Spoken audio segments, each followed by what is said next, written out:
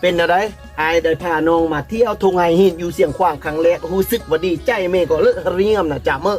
โอ้ก็ดีใจโอ้ดีใจหลายโอ้แต่บ่เคยมาจากเพื่อ เนาะ แต่ว่าข่อยอยากฮู้นะอัน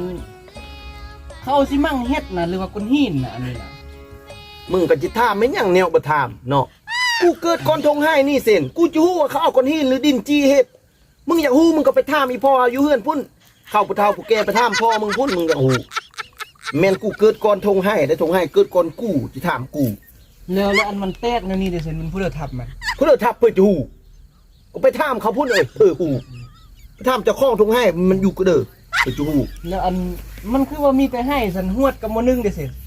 จะมีหวดมีหมอนึงท่องไห้หินกับจะมีแต่ให้มันนะมันจะมีหมอนึงมีหวดก็เด้อ